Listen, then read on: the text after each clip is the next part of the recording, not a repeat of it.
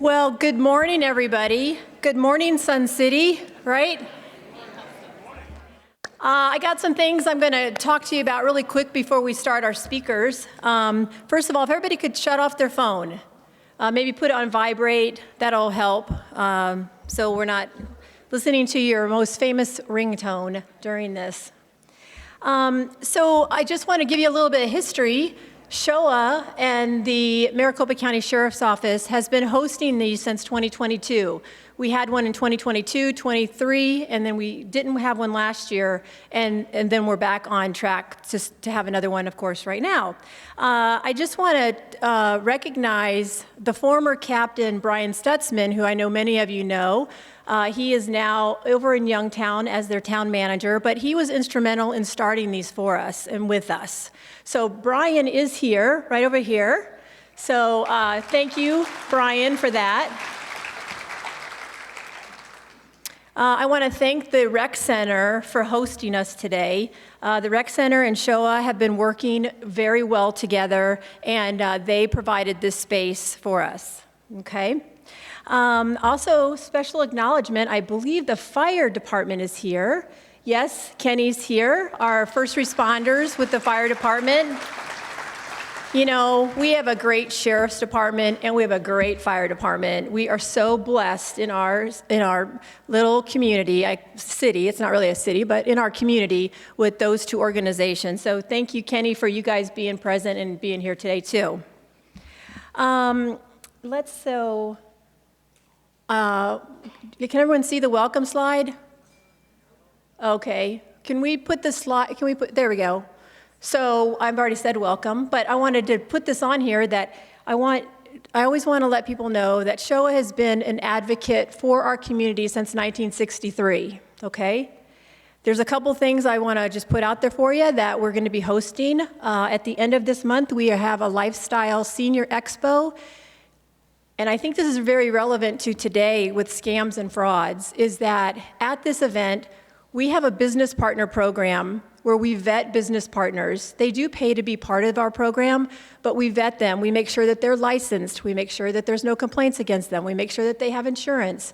If there is a complaint, we will work with the homeowner and the business partner to come to some kind of resolution. So it's a great starting place for our members to find contractors and people that you're going to invite into your homes to do work on your property. So at this expo, all the vendors that are there are approved vendors that we have vetted. So you might want to put that on your calendar. So it's October 29th. Also, when I mentioned earlier that the Rec Center and SCHOA have been working together very well, one of the things that SCHOA has done for years is we have had a new resident orientation. And just recently, in the spring of this year, we teamed up with the Rec Center and the Condominium Association. So now the three organizations, who are the primary organizations when people are moving here, they're either going to buy one of the condos, style living, they're going to buy a single family home, and everybody has to pay the assessments for the Rec Center, for all the recreation centers. So the three of us have teamed up and we put together a Sun City orientation. And whether you've been here for 20 years or you're brand new to the community, I highly encourage you to come and listen to the presentation so that you really get a good feel for our community, how it's structured. So many people move here thinking that the Rec Center is their HOA, and it's not. The Rec Center, all the assessments that you pay to the Rec Center, they go to facilities like this. They don't go to enforce the CC&Rs. They don't go to protect our age overlay. That's what Sun City Homeowners Association does. So also we go into the history of the reason that we are considered the city of volunteers. And so I would highly encourage you to put this on your calendar if you can attend. We also videotape the spring one, and it's on our YouTube channel. So if you can't make it and you want to watch it, I highly recommend it. And if you know a realtor or a title company, this would be really good for them to watch too. So they understand the differences when they're selling properties here. Yeah, I heard laugh because you know what I'm talking about. Coming soon to your mailbox, this is something that SCHOA has done for years. We do a community resource guide, and this year we're actually going to be mailing them to your house. So probably towards the end of October, beginning of November, watch for that in your mailbox, okay? And it's got vendors in there that, again, have been approved. It's got a lot of information about the different community groups, about SCHOA, a little bit of history about us. It's a great resource. And we're also making it smaller. So for those of you who still have landlines, you can leave it right next to your phone, pop it in your purse. It's very you can carry it around with you. Yeah, my words were going crazy there. Thank you. Winner. Who did that? All right, okay, and so the other thing I just wanted to touch base with you on is with SCHOA. I want to just let you know, I always want to take the opportunity to try to educate people, if they don't know, that we enforce the deed restrictions that everybody agreed to when they moved here, right? We also protect the age overlay. We have several cases that we're dealing with attorneys right now with age overlay issues. And so we have now I don't know why Dale Webb set this up this way. SCHOA is a mandatory organization, right? We are charged with enforcing your deed restrictions and protecting that age overlay, but there is no mandatory fee. We do not charge an assessment fee, and I don't know why it was set up that way. So currently, we have a $25 membership fee. The membership fee is a smoking deal. If we were to lose the age overlay, I can guarantee you that it's going to cost you more than $25, right? So if you're not a member of SCHOA, or you don't know if you're a member of SCHOA, because there's so much confusion about, well, I pay my assessment to the rec center. The rec center, all the money that you pay to the rec center every year, your $650 assessment, that goes totally to the rec center. SCHOA gets zero amount of that. Okay, so if you're not a member, I highly encourage you to stop off at our table and find out if you're a member, sign up, stop in our office. You can also join online. The other thing is we do these type of events because we want to educate the community about things like this, scams, frauds. We get a lot of people calling us, talking to us about this, needing to find people that they can trust to hire. So we put on events, and even like with the expo, the main reason that we put that on is so to provide that resource of vetted businesses to our community, okay? I cannot stand seeing our community being scammed. It is a heartbeat for me. I cannot stand it, and I'm working to do whatever I can to try to stop as much as we can with that. So I'm very thankful for the Sheriff's Office being here today. They got a lot of good resources for you. And the vetted business partner. So the other, let's see, what else I have on? I want to just mention to you really quick before we start our speakers. So I do want to let you know we have a very full agenda today. In fact, we may go over the 11 o'clock hour. We may go about 10 minutes, maybe 15 minutes. I'm usually someone that likes to start on time and end on time, but we sure have a lot of good information for you, so I'm just telling you up front that we might go a little bit long. And due to that, we're not going to take questions from the floor. That's another reason why we have tables set up. Any question that you have can be answered by these men and women over here, okay? So make sure that you stop off and chat with them. That's what they're here for, is to give you whatever information you need and help answer your questions. And so, again, the tables include SCHOA, the Maricopa County Sheriff's Office is here, the county attorney table's here, the fire department is here, so please use them as resources. And so I'm just going to say we are blessed to have all three, there's 5 county elected officials, but we currently have 3 of them with us, and I think it's the first time that we've had 3 with us.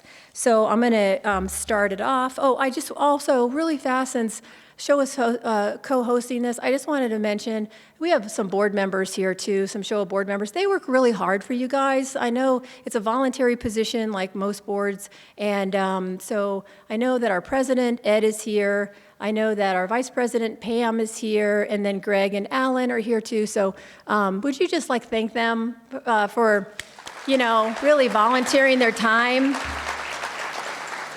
So, all right, so I guess let's get the good stuff going, right?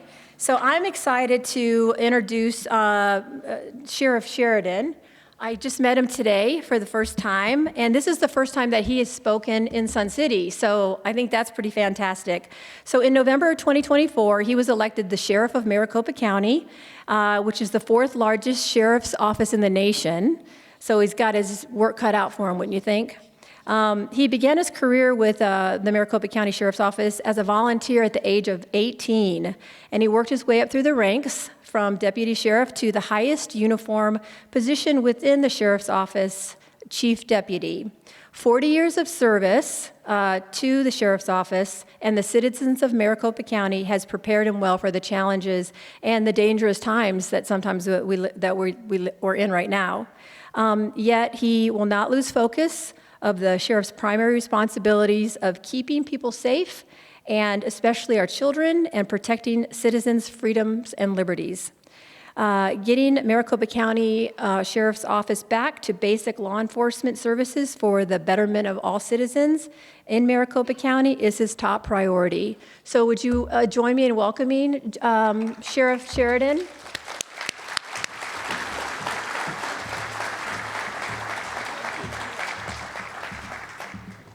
She used all my stuff, so I don't know what to say. Other than thank you so much for allowing me to be your sheriff. It was a great evening, and on November of 24, when I found out that I was actually going to be the sheriff. And after working there for 40 years, it was like a dream come true. And I can tell you to this day, I'm still have to kind of pinch myself to say, you know what, Jerry, you are now the sheriff.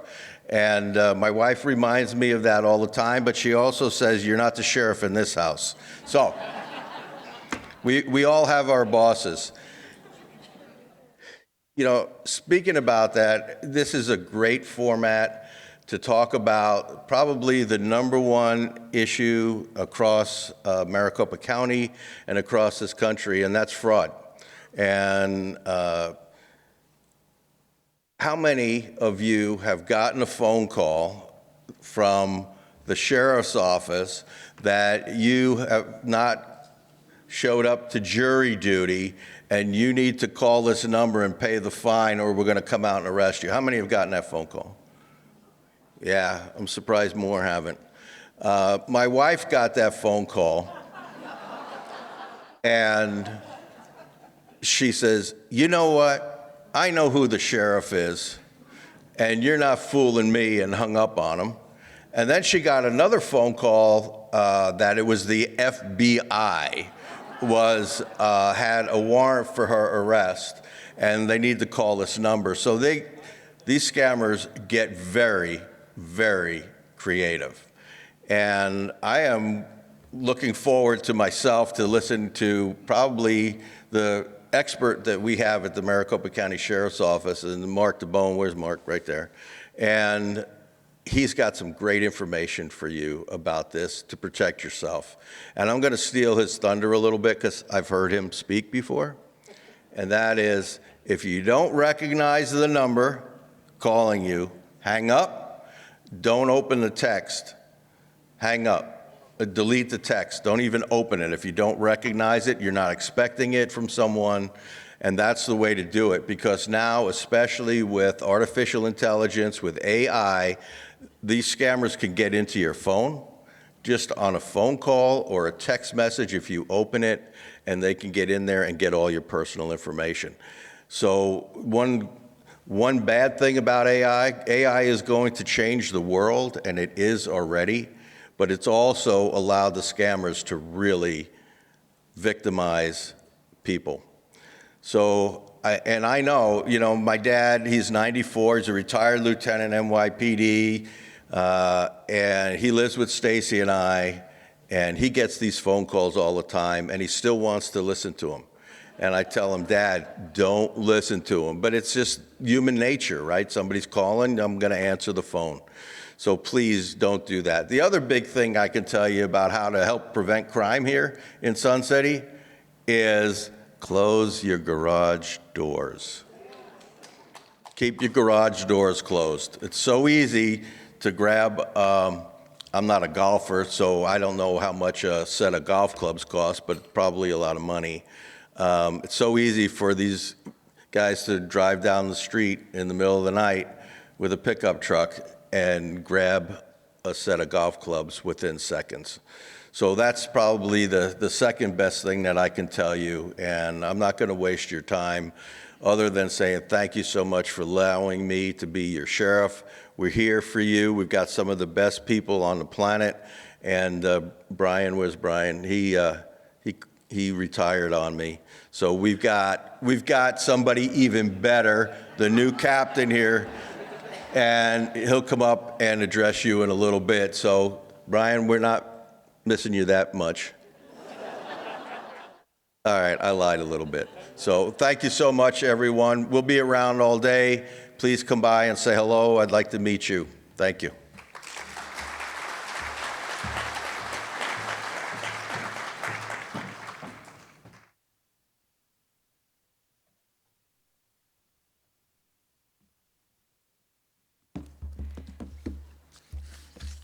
Before I introduce County Attorney Rachel Mitchell, the one thing I was just going to mention too is the posse. The commander of the posse, Tina Anderson, is here with us, and they do amazing work within our community. I mean, they do check those open garage doors. They do welfare checks. They do home watches. They are just an amazing organization. So I just wanted to give a shout out to the posse because they really help us with all this too.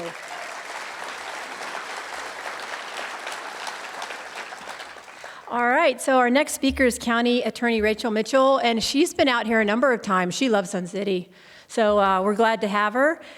She is a career prosecutor with an unwavering commitment to finding justice for those whose safety and well-being have been violated.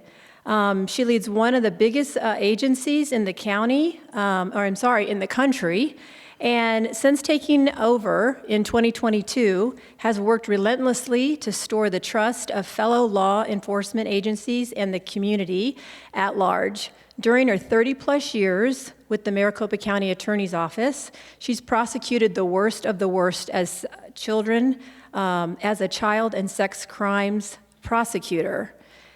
I don't know how you do that, but tough stuff. Ran the Prosecution Integrity Unit, overseeing ethical issues, and was appointed the county attorney in 2022, and then voters chose her to be the permanent county attorney that same year. As Maricopa County's chief law enforcement officer, Rachel is a strong advocate for public safety, addressing emerging challenges like organized retail crime, guns in the hands of kids, the fentanyl crisis. She has an unwavering commitment to upholding the law and prosecuting those who jeopardize the safety and security of the people of Maricopa County. So please join me in welcoming our County Attorney, Rachel Mitchell.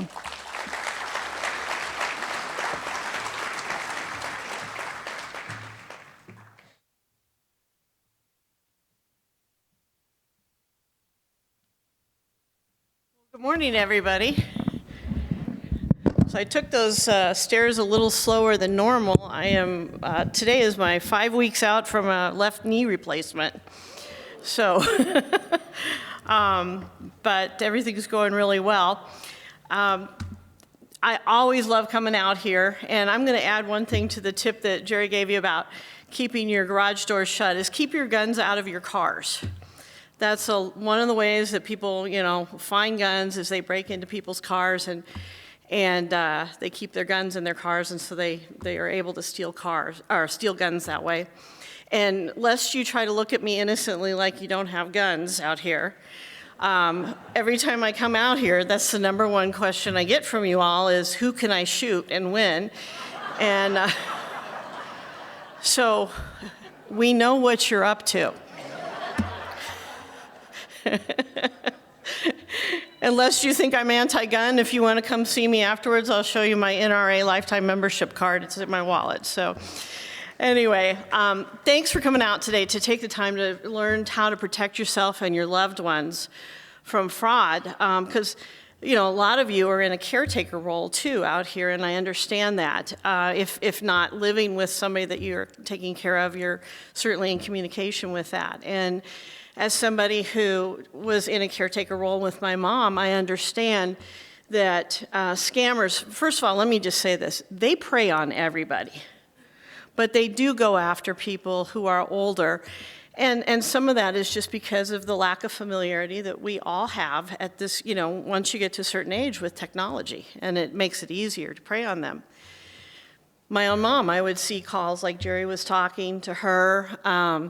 I remember one time I was at work and somebody called her up and said, and this is how realistic it can get, hey, your daughter asked me to call. So they knew she had a daughter and told me to tell you she's going to be on TV, which I wasn't county attorney at the time, but I still did some television stuff, and so that was realistic. And but it's only going to be online, so can you go to the computer and open that up? And fortunately, my mom didn't do it, but that's how devious these people can be. And as Jerry said, with the advent or the expansion of AI, I mean, these deceitful tactics are getting more and more realistic looking. I was in church not that long ago. I'm in church every Sunday. Okay, let me just say that. But there was one time I was in church on a Sunday not that long ago where our associate pastor was preaching that day, and he actually played what purported to be a telephone call from our main pastor, basically saying, hey, I hope everything goes well this Sunday. And I mean, I listened to that main pastor all the time. And so as I'm listening to his voice, it sounded exactly like him. But when he started talking, of course, the associate pastor had put some stuff in it that gave us a pretty good clue that it was not him, because it was stuff that he wouldn't normally say. But the voice was so realistic. And, you can see some of the commercials are not even done. They're being done with voiceovers, but they're not real people. They're AI. So it's getting more and more realistic. And these are people who can pose, as loved ones. They can pose as banks, government agencies, or even people and pretend to be in distress. So it's really hard to keep up as a law enforcement agency, because while these scams, they're not new, but in a very real sense, they're constantly changing. So some come through phone calls and text messages and emails, but the common thread seems to be that they're trying to create a sense of panic or urgency or fear to get you to act before you think, before that internal, watchdog in you says, this doesn't sound right. So at our office, we know just how devastating these scams can be. Victims don't just lose money, they lose peace of mind, they lose self-confidence, they lose, honestly, dignity. They feel ashamed, they feel isolated afterwards, and that's exactly what scammers count on. And that's another reason that they target older people, is because they think older people will not report because they're afraid to let people know that they were vulnerable. But let me say something about that. Everybody is targeted. Everybody. Younger people are targeted, older people are targeted. So if you do fall prey to one of these scams, please don't hesitate to report it. We need to know what's going on out there so we can prevent it from happening to other people, or at least educate people about it. So know that if you've been targeted, or if you have been actually scammed, you are not alone. And you did nothing wrong, and you weren't stupid. These criminals are professionals at deception. This is not unlike what I spent most of my career doing, which was prosecuting crimes against children. Parents would feel so guilty that they allowed their children to be around somebody that would harm their children, whether it be a coach or a teacher or a clergy member or something like that. And I would have this talk with parents all the time. You did nothing wrong. These people are good. That's why they're successful at this, and it's the same thing for these individuals who are scamming you. So I want to talk to you a little bit about what my office does in terms of its role as relates to scams and fraud. So as you heard about the Sheriff's Office is the fourth largest sheriff's office in the country. County Attorney's Office is the fourth largest county attorney's office in the country. And so we actually are the main prosecutor for the county. We handle most of the felony cases that are investigated, and those are submitted to us by law enforcement agencies. It's very true that oftentimes the first 5 or 10 minutes of the news, that's us. You know, unless it rains. Rain comes first, right, in Maricopa County. So we do handle fraud-related crimes, and that includes identity theft, forgery, financial exploitation, schemes to defraud, and that's provided that they have been investigated by a law enforcement agency, in your case, the Sheriff's Office, and provided to us as a submittal for charges.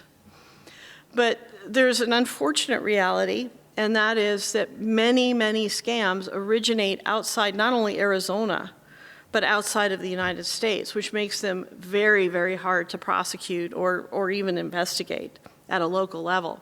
So a lot of those cases are going to fall under the jurisdiction of federal agencies, such as the FBI, Federal Trade Commission, or the U.S. Postal Inspector's Office, depending on how the fraud was committed, type of fraud. And so that's why these types of programs, prevention programs, are so critical.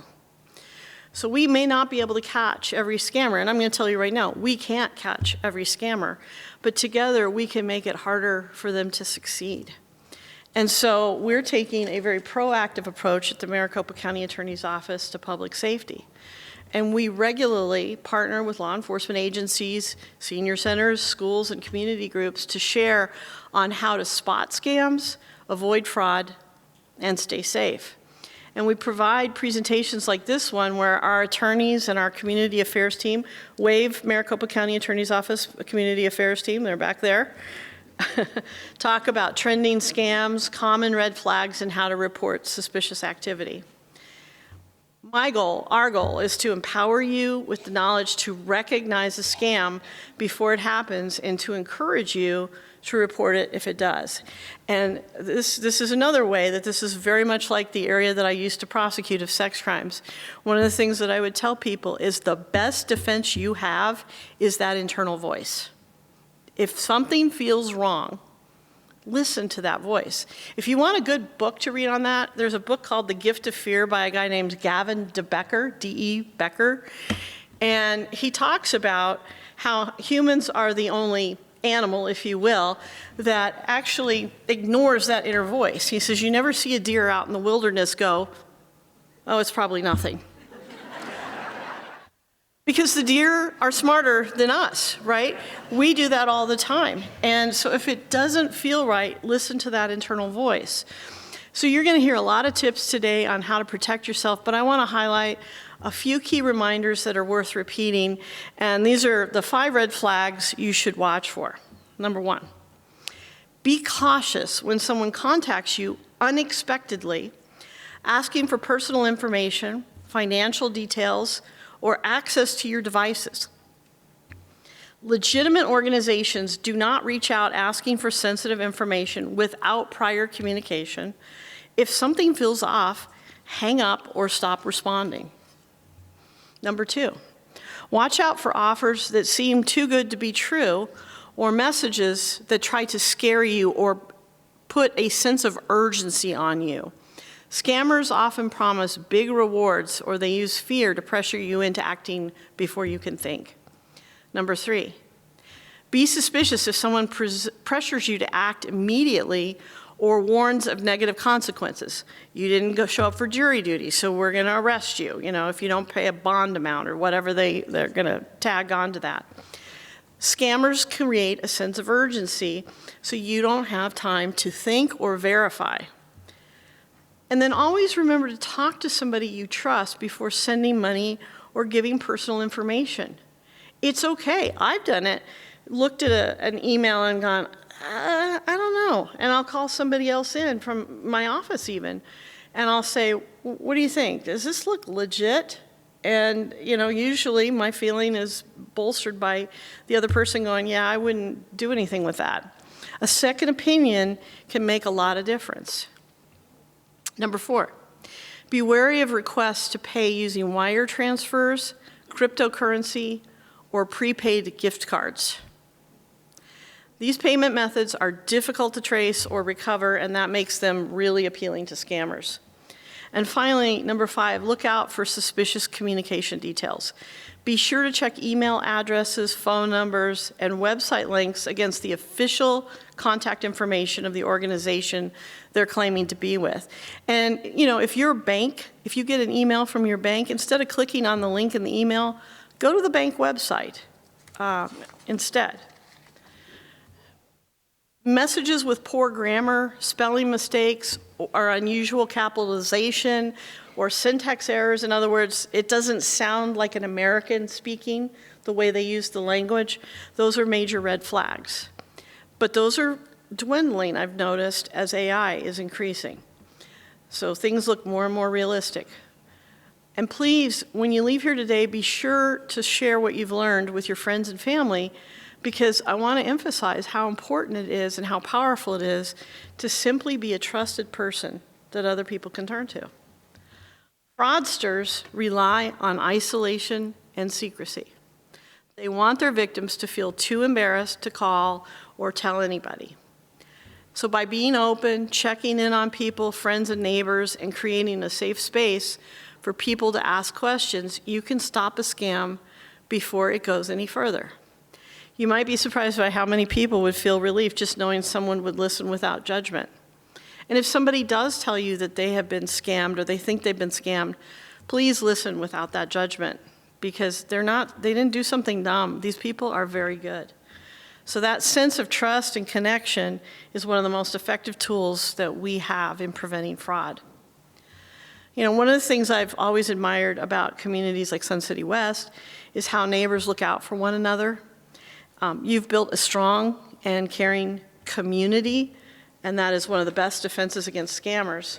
So if you ever receive a suspicious call or email, check in with a friend or neighbor. And if someone you know seems to be withdrawing, or they're suddenly giving away money, gently ask some questions. That simple act of caring can prevent somebody from being a victim. And when it is an older person who becomes a victim, who loses that life savings, the opportunity to recover is so diminished from somebody who is younger. So at the county attorney's office, we believe public safety isn't just about prosecuting crimes, it's about preventing them before they happen. That's the best way to do it. Events like this are a perfect example of how we can work together to protect our residents of Maricopa County. So thank you again for being here today, for caring enough to take the time to learn, for helping us spread awareness. Every conversation, every shared warning, and every cautious pause before clicking a link or picking up the phone is going to make a difference. And so together we can make Maricopa County a harder place for scammers to operate and a safer place for all of us. So thank you very much.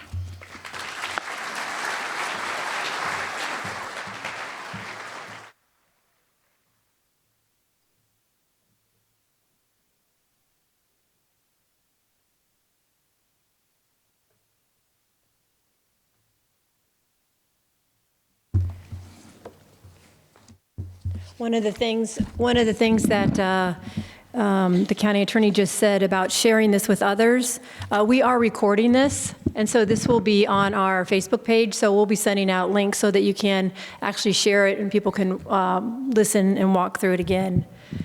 Okay. Isn't it funny? You got to put them on, take them off, put them on, take them off.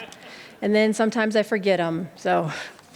All right, so our next speaker is well-known to Sun City, to our community. Supervisor Debbie Lesko is now currently representing District 4 as on the Board of County Supervisors.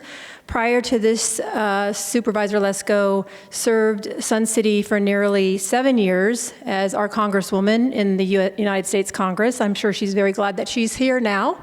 And she also has served over 9 years in the Arizona in the state legislature, both in the House and the Senate. She has been a friend of our community. I've known her for probably close to 15 years, and I met her right when she was getting involved in the political realm, and she's been a friend of Sun City that entire time. So come on up. Welcome, Supervisor Lesko.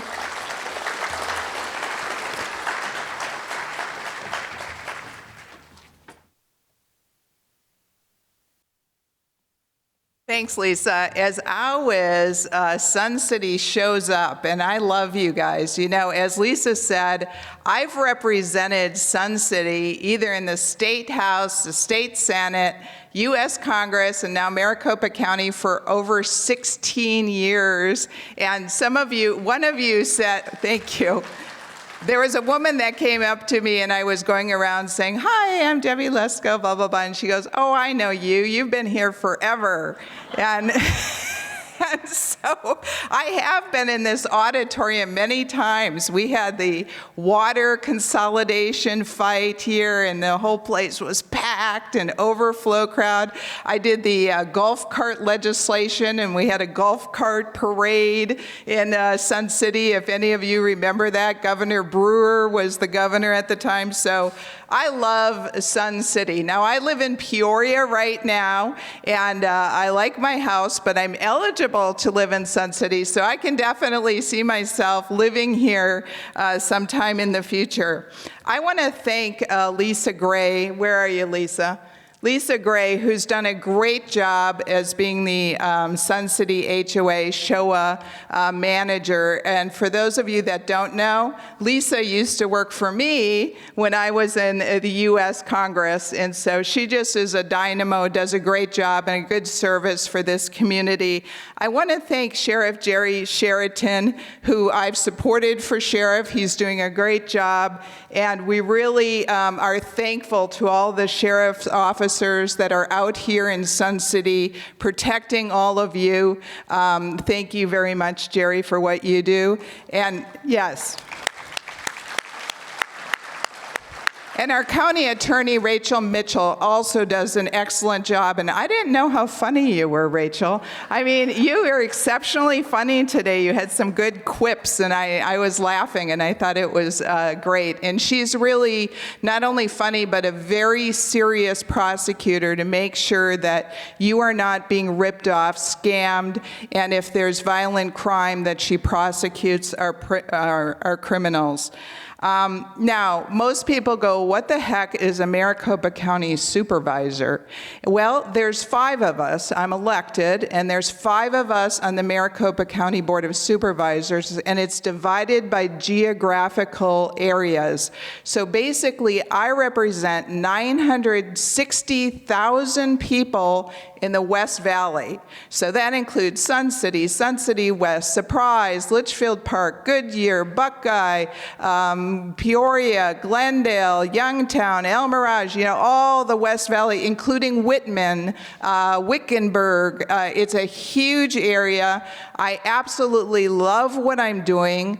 I loved being in Congress, but I'm really glad to be home. And since I'm a vote of 1 of 5, I have a lot more power because I used to be a vote of 1 out of 435 in the U.S. House of Representatives, plus another 100 senators. So my voting power is a lot better. Now, one of the major things that I do as a county supervisor is I vote on how much we're going to fund the different departments. How much are we going to fund the sheriff's department? How much the county attorney's office? How much to the jails? How much to Sun City roads? And so on and so forth. So that's probably the most important job that I do. One of the things that's important in your area is because you're not a chartered city, I'm kind of like your mayor. And so let's say you have problem with the roads, the traffic, that type of thing. I'm the person that you call. And so I have a staff member in the back, Jim Bull. He's way in the back. He's signing up people for my newsletter, so you know how to get a hold of me. But please feel free to call my office anytime if you have a question or complaint. Now, last week, I met with the Sun City Leadership Coalition. It's a group of different leaders within Sun City, including Tina with the Sun City Posse, and Lisa Gray, and different board members, and I forget who was all there, the Rec Center board members. And one of the issues that they brought up to me of concern is people people soliciting you at your homes. And one of the things that they really were concerned about is they said there is this influx of people coming to your homes saying that they are affiliated with APS, but they're really salespeople for rooftop solar. And so, you know, I don't know if they're direct out lying, but they're kind of deceiving you to think that they're with APS when in fact they are not. So one of the proposals that came up in this meeting is some type of ordinance on soliciting at your door. And so I think it's a good idea. And I think, I don't know, Tina, with the posse, are you the one that came up with the different ideas, or your group? But anyway, you did a good job. Okay, and Lisa came up with this too, Lisa Gray. But anyway, so now the county supervisors, if we get enough votes, can vote on an ordinance so that, let's say you put, one of the ideas is if you put a no soliciting sign on your door, then people cannot solicit you. Another idea is having limited hours that people can come, you know, daytime hours that people can come to solicit you. And I forget what the last thing was, but I have to talk with the sheriff's department because they would be the ones enforcing this. I have to talk to them first, make sure they have the manpower. But Tina with the Sun City Posse said they could actually do a lot of the enforcing of this, because if they get a complaint from one of you that somebody is soliciting and trying to scam you or disobeying this no soliciting sign, they could then go look in that street or that neighborhood and try to find this person, and they believe this would be a tool that they could use, saying that's against the ordinance. So it's just something that's out there. We just started talking about it last week, and Jerry, I've reached out to Chad at the sheriff's office to see if it's something that we can do, and so I'll update you next time we talk. Maricopa County, for those of you that don't know, also has programs that help senior citizens. One of the programs is called SAIL, S-A-I-L. It stands for Senior Adult Independent Living. And we actually have caseworkers from Maricopa County that help low-income, disabled seniors with cooking, cleaning, and food delivery. If you want to know more, call my office. You don't have a pen and paper, but if you do, my phone number is 602-506-7642. So reach out if you or you know someone needs help. The other thing that Maricopa County does is it trains people on computers. We partner with different organizations. So I think it was about 3 weeks ago, I came out for a ribbon cutting to the Olive Branch Senior Center, which is just north of Grand Avenue on 103rd Avenue. There, if you're not aware of it, they train senior citizens on computers. So not only do they train them on how to use a computer for maybe getting a telemedicine appointment with your doctor, but they also train to make you aware of online email scams. And so when I was there at this ribbon cutting and we talked about it and they're putting it in their program, I talked to Maricopa County Workforce Development and this other program, and now Maricopa County, when they train seniors on computers, they're going to implement that training into their program so that people can be aware of what the red flags are, some of the things that the sheriff and county attorney already talked about. I think I'm going to wrap it up from there so we can actually hear from the people that deal with this on the ground. I think they will be the most informative. So I just want to thank you again for being here. I love Sun City. I love Sun City constituents. You are the most patriotic, crowd. You have so much experience. I know that. There's people here that have just a wealth of experience and knowledge, and please feel free to reach out to me anytime, and I will try to help you if I can. Thank you, and God bless you.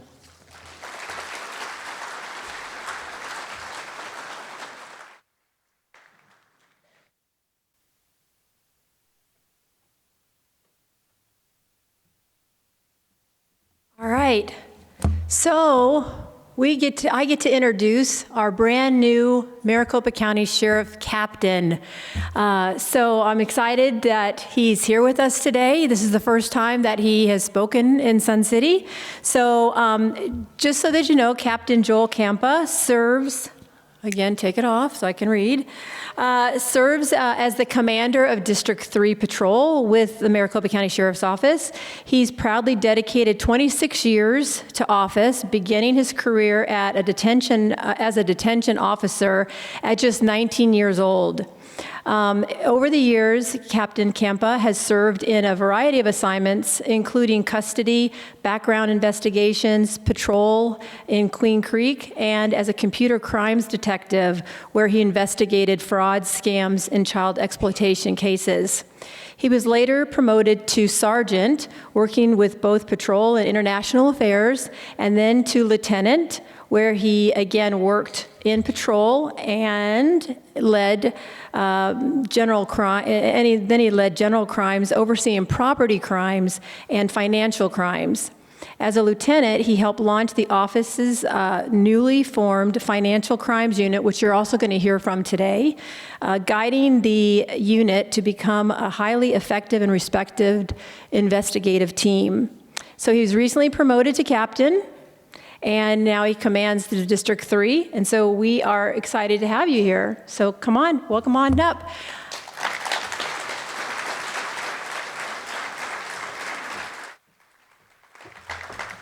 And Alan, from this point forward, we're going to have some PowerPoint presentations, so we'll need to have a screen with the PowerPoints, okay?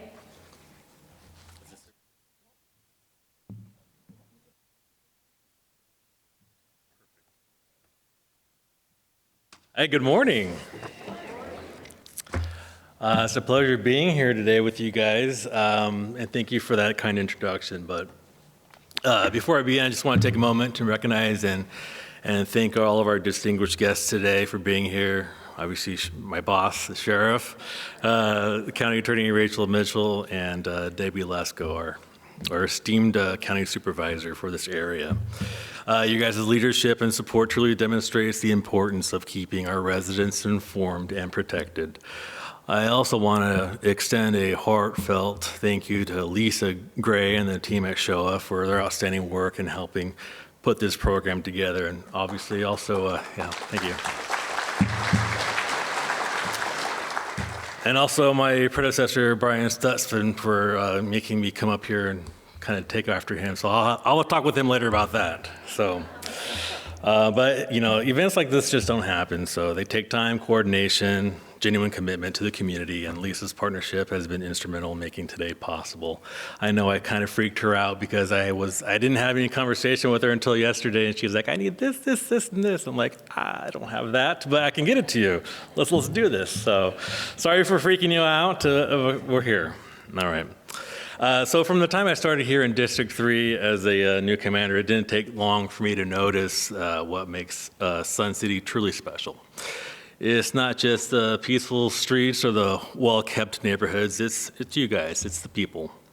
It's the pride residents take in their community, the way neighbors look out for one another, and the sense of ownership everyone shares in keeping Sun City safe. You can feel that from day one, and I certainly did feel that as well. Because of that strong community spirit, Sun City continues to be one of the safest places in Maricopa County, but even a community as vigilant as this one, there's that one type of crime that can slip past the radar, and that's fraud. That's why we're here today, right? It doesn't always come with flashing lights or sirens. Sometimes it's a phone call, an email, or somebody pretending to offer to help you. And it can reach anyone, as we've already heard, anywhere. That's why gatherings like this are very, very important for the community. Taking time to learn, taking time to ask these questions and stay informed. You guys are doing exactly what strong communities do, and you guys are taking care of each other. So first and foremost, thank you for being here, for your partnership and your continued dedication to keeping Sun City the strong, safe, and proud community it has always been. Okay, so I get to present you guys with some interesting statistics. We're going to kind of go over the Sun City crime snapshot. I have some very smart people in lab coats that can get me these numbers for you. We're going to talk about the trends for this year, why the numbers matter. We're going to talk about some common scams. So I'm going to take some probably thunder again from Mark. Sorry, Mark, but you're last, so that's what happens. We're going to go over some fraud prevention tips and talk about community partnerships. All right, so like I said, we've pulled some stats. I don't think you guys can see that. It's pretty small, but let's kind of look briefly at the stats. So in general, as a totality of calls for service in 2024, this is including all crimes for the Sun City area, we were at over 9,000 calls for service. In 2025 so far, year to date, we're already at 7,310. So looking at fraud specifically, it's the reason why we're all here, right? Fraud calls for service actually dropped from 140 in 2023 to 125 in 2024, about an 11% decrease. Fraud reports, meaning cases where a deputy took the full report and an investigation was done, dropped even more, from 96 to 74, so basically a 23% drop in those. So theft is also down, while burglary did tick up a little bit slightly there. So that may sound like great news, and it is. It's really good news. So, but we know that fewer calls don't always mean fewer scams. What we're seeing is sometimes people could be reporting less. Maybe victims tell their bank, tell a family member, hopefully, but sometimes they don't always call us. And that means that we do lose visibility into how these scams are changing. But I would say that I do believe, during my bio, I told you about how I took over or started the financial crimes unit in the general crimes division. We put together a group of detectives that's all they do is just financial crimes. So they're very, very good at what they do. That's what they do day in and day out. Every once in a while we let them out in the sun, but for the most part they're kind of in their little world and finding the bad guys for us and for you and putting those people away when they need to go away. We've had so many so many instances of reports coming in throughout the entire county. It keeps these guys severely busy, right? So one of the things I did as a leader over that division or that unit was just to kind of let them do their thing, and they do their thing. So recognizing that all the influx of reports coming in, they were like, we just can't physically possibly investigate all of these. So what's thinking outside the box, we're going to talk about education. So they really went gung-ho, created PowerPoints, come out to the communities where there's a lot of vulnerability, and they give you guys all the information that you need to kind of stop that flow from coming in, right? And I would like to say that these stats are indicative of that, of their hard work and everything that they put into it, because they really do care about everyone in this room and making sure that you guys don't fall victim, and your family and friends and whatnot don't fall victim to these types of crimes. So that would be my takeaway, is these guys are doing a great job. So we're still in 2025, but I do want to kind of show you the projected trend for this year, taking the information that we received so far. We've already logged 91 fraud calls, 57 reports in just this area. If that pace continues, we'll likely end the year with about 120 calls and 75 reports, about the same as 2024. We're not seeing a big increase or a big drop, just a steady level of activity. So that tells us what? The scammers, they're not going away. They've just gotten a little bit smarter, and also a lot of you guys are now spotting the red flags sooner as well. I did have some stats pulled from the reports that we have received from January this year through October. Thus far, what we can capture, and this is based on what people are telling us, again, this doesn't capture incidences where people don't report, obviously. But thus far, the monetary loss for Sun City that has been reported to us has been approximately just under $3 million just for this year alone. The number one is investment scams, almost at $1 million, bank impersonations, and use of technology, which I'm sure Mark will kind of touch on more. So why these numbers matter? Okay, underreporting. People still feel embarrassed, as was mentioned earlier, or think, you know what, let's just cut my losses. There's no way I'm going to get my money back, right? So they don't report it. Another reason is the scams are getting smarter. We're seeing AI's voice cloning, as was mentioned before. They're spoofing caller IDs and even cryptocurrency transfers, things that didn't even exist just a few years ago, right? These guys are, as soon as some good technology comes around for all of us to use, there's always somebody there to use it for bad stuff, right? We need to change our habits. As we do more and more business online, scammers move right in alongside them, right? Down, you know, it used to be a time when my parents thought, I'm doing everything by paper, right? Because if I do anything online or anything like that, my information is out there. Well, all our information is already out there. So it is going to be us to change the way we do business and our habits, being vigilant and keeping our stuff safe. And of course, that goes hand in hand with education that works. It starts with being here today, making that measurable difference. The truth is, scammers evolve faster than our policies, faster than our laws, but not faster than our awareness. So sorry, Mark, stealing more of your thunder. So common scams targeting Sun City. We got imposter scams, like the sheriff mentioned, people like using our actual names that they find online and whatnot, saying that you guys owe us money, or even the IRS, or a family member is in trouble. Be careful with those. Romance scams, long-distance relationships. They usually end with a request for money or even gift cards. Don't pay it, report it, you know.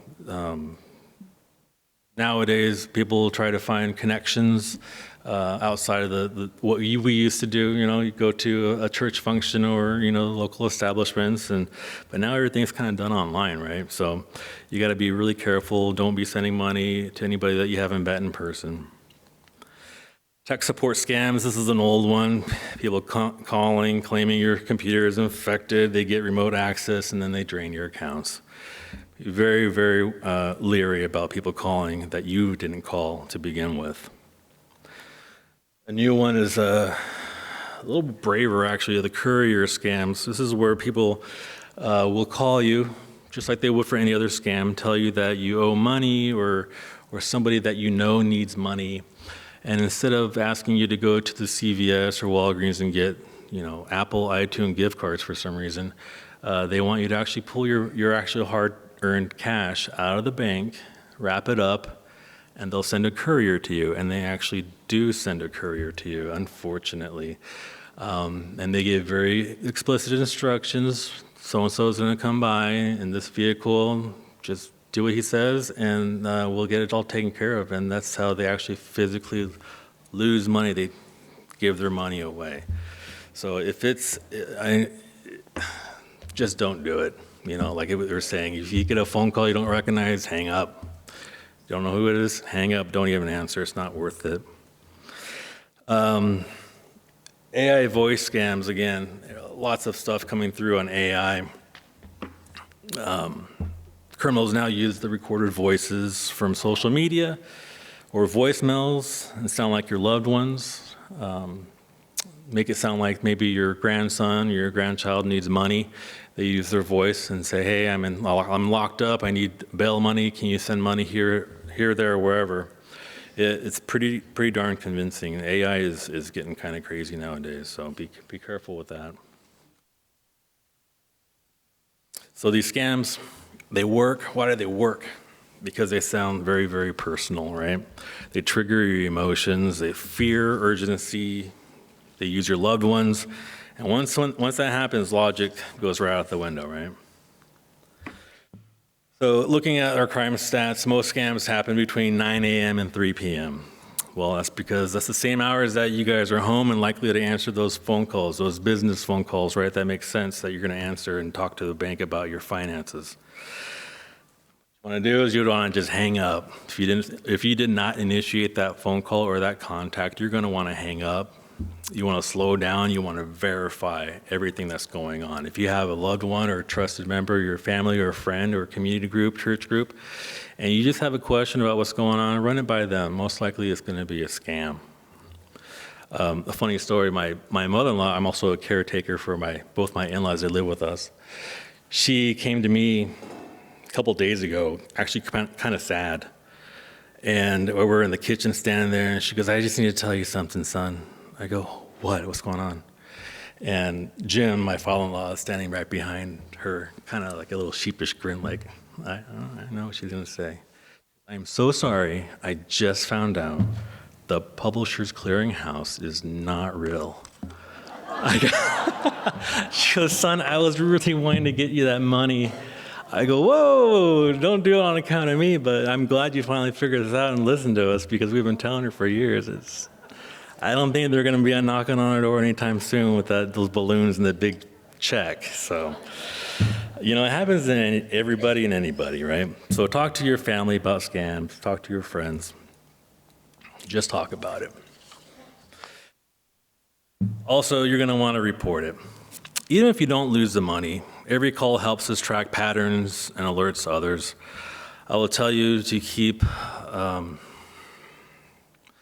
just understand that there's only, like we mentioned before, there's only so much we can do. A lot of these things stem from out of the country, out of the state. We do want to look into things that we can locally and try to get those bad actors when we can, because these guys, they love putting these bad guys in jail for scamming people, scamming our families, scamming our community members. So if we can do it, we will do it. And they do go to jail. I've seen the reports come through. These guys are awesome at what they do. They are honing in on their craft. They are constantly going to trainings. They're one of the best. Quick little thing here, if you wouldn't hand your wallet to a stranger at the door, don't hand it to one on the phone or the computer, right? So again, slow down, think about what's happening, hang up the phone. All right. Let me just wrap up here. So Sun City, like I mentioned before, continues to be one of the safest communities we serve, not because of luck, but because of all of your guys' involvement, and that shows here today. You guys attend all these meetings, you ask the right questions, and you guys look out for each other as your neighbors in your community. Fraud is the one crime that grows in silence. The more we talk about it, the more we can prevent it, so keep spreading the word. And if something feels off, even if it's just a gut feeling, please call us and ask. You can reach us, obviously, with the non-emergency lines. We also have tip lines. You can get all this information on our website, mcso.org. So I just want to thank you guys all for your time, your vigilance, and your partnership in keeping Sun City safe. Thank you.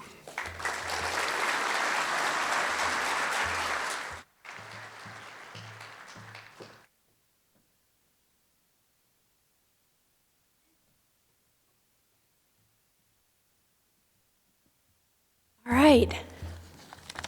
So far, so good? All right, great. So I'm excited about the next speakers. So Maricopa County Sheriff's Office, they started a new program called the Behavioral Health Response Unit, and I'm learning about this just like you are because I didn't know much about it, which partners trained mental health professionals with the MCSO deputies to assign during 911 calls.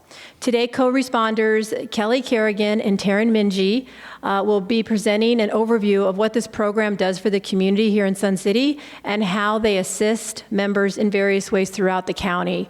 So Taryn and Kelly, if you want to come on up.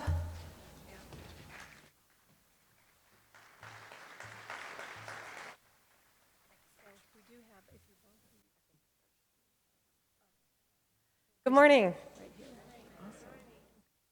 All right, so thank you for the introduction. So my name is Taryn. I'm a licensed counselor. I've been with the Sheriff's Office for about 3 years. I used to work in the jail system, and now I'm excited to be out in the streets with you guys. So our PowerPoint's going to go over a little bit about what we're doing, and it's a little bit of a pivot from talking solely about fraud, because our co-responders are out in the field kind of with whatever 911 call comes in, but I'm going to touch back to fraud as well. So we have a short video that kind of overviews it a little bit better than I can.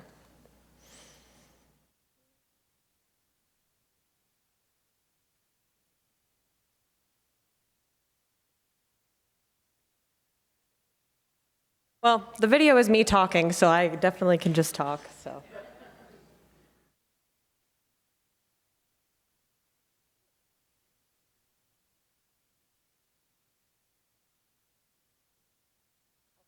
So I'm going to talk about what we do. So behavioral health co-responders are all licensed clinicians. So I'm LPC myself, so that means I'm a professional counselor. So everybody on our team has independent level licensure, which means that we can diagnose and treat. So we typically don't do that on calls for service. Really, the goal of the program was to focus on our deputies are called out to whatever 911 call comes into their area, and how are we supporting community members when they might be experiencing some kind of behavioral health crisis. So myself and my team are out in the field with our deputies to really support whatever comes through on our end of things. So we focus a lot on training our deputies on a variety of different topics, so I'll go into that a little bit. And then we also go out on 911 calls actively with patrol staff, and then we follow up with community members after the fact. So for education and training, we are big proponents of the CIT program. So that's a 40-hour course that a lot of our deputies go through, where they learn about all different kinds of mental health topics and how to intervene when people are feeling suicidal, might be experiencing some psychosis symptoms, or a variety of different topics. This last year, we did an 8-hour mandatory training for all of our deputies on mental health first aid. So it talks about ways we can engage with folks when they might be experiencing mental health concerns in the community. We also created and disseminate resources related to different topics related to mental health. So this looks like a variety of different things. We received a grant through the COPS office where we partner with La Frontera, who is able to provide a lot of that training to our guys. So this is the team. So I'm in the middle. Kelly is our co-responder for District 3, so I'll have her stand up at the end, and we're going to hang out today. So you may see her out in the field responding to calls with our deputies. Hopefully not too much. Hopefully you guys aren't calling 911 too much, but in the case that you are, we will be out there. So what does this look like in real time? We are out there for a variety of different calls. We wear bulletproof vests because we respond with the deputies. We are in our own unmarked vehicles, so our guys will get to the call probably first, and then we respond out from their requests, or we monitor all of the 911 calls that come into the area. So our goal is to intercept people when they call 911 to get them connected to the right resource if they're experiencing a mental health concern. Because if people do get arrested and it's related primarily to mental health, they end up in our jail system, they end up in the court system. So if we can intervene at that rate, then we get people connected to the right resource at the right time. So these are the different kinds of stuff that we assist with, and I think the list is is small right there, but it's definitely a lot more than that. So if people are experiencing a mental health crisis, we see a lot of people that are suicidal, so we support our deputies with our response to that. We also, obviously out here in Sun City, we have a lot of concerns related to dementia and wandering. So we work with individuals that don't have a lot of support in their homes, or families that do have, they are aware that their loved one might be having some issues, but they don't know exactly where to turn. I think in Sun City there's a lot of resources, but it's about navigating those barriers for folks. So if our deputies go out on a welfare check for someone and they're in the early stages of dementia, how do we get that person connected to the right resource within their community? And that's what co-responders kind of step in to do.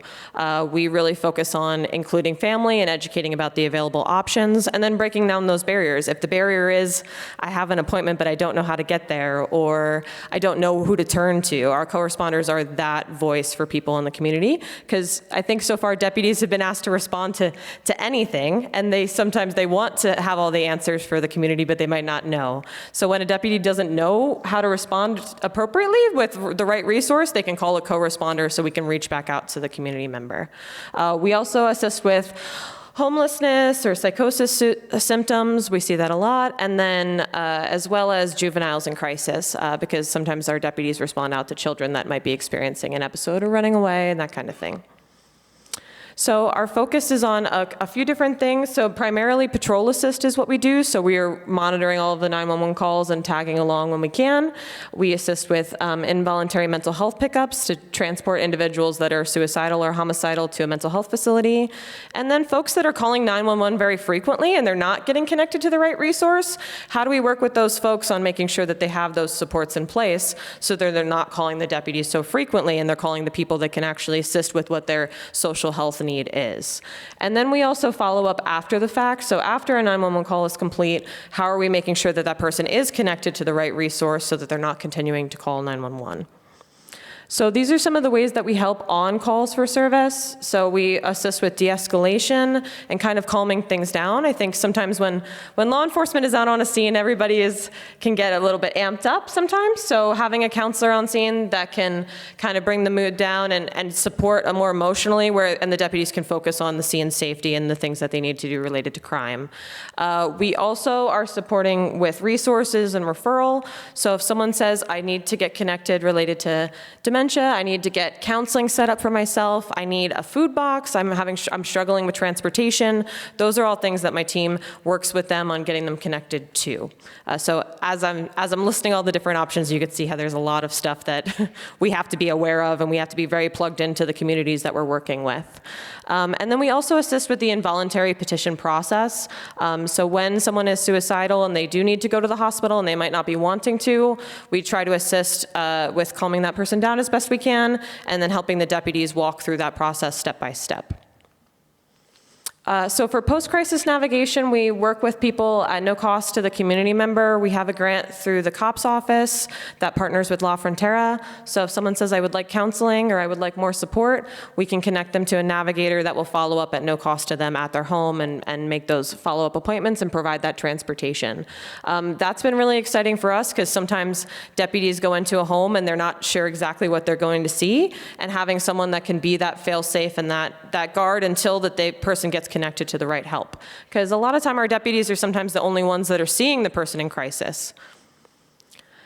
We also assist with a few different units within the sheriff's office, which sometimes mental health crises can escalate up to different things. So when there is a negotiation going on, my team is cross-trained in that. We also assist during evictions throughout Maricopa County, and unfortunately, we have been seeing a lot of seniors that are losing their homes due to financial situations.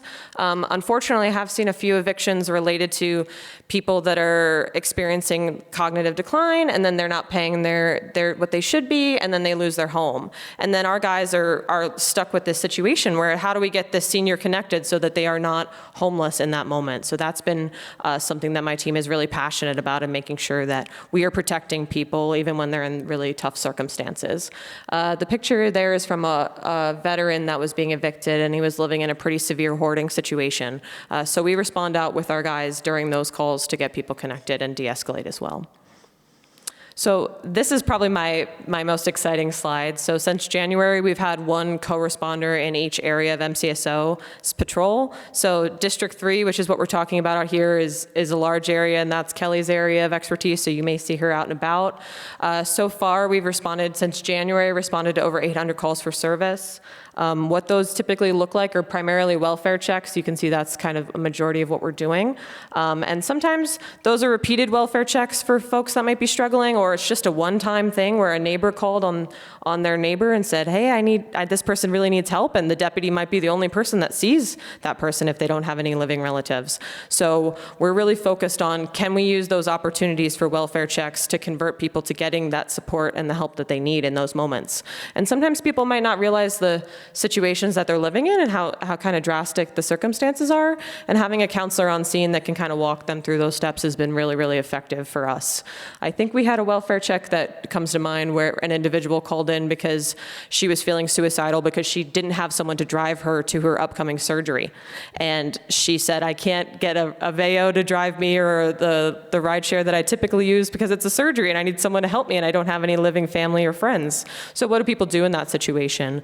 So we connected her to post-crisis follow-up, who was able to give her a ride to her appointment and make sure she got back and forth safely. So that's just one of 800 stories that my team has. So I'm really excited about the work that we're doing. We respond out to after the loss of deaths that occur, because our deputies are out there as well. So we also try to support family members in that process when they're trying to figure out what to do after grief and loss. How this ties back to fraud, and I think I talk to DeBone about this pretty frequently, we see folks in the aftermath of what happens after a fraud has occurred. So people can lose their homes, they can lose their finances, and they're in a grieving process. They feel violated.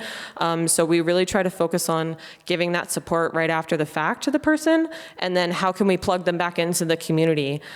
We've worked a few cases that individuals are still currently being scammed, and working with them on identifying it is a scam, and how can we get you better connected to social support so you're not leaning on the people that are violating you and your trust.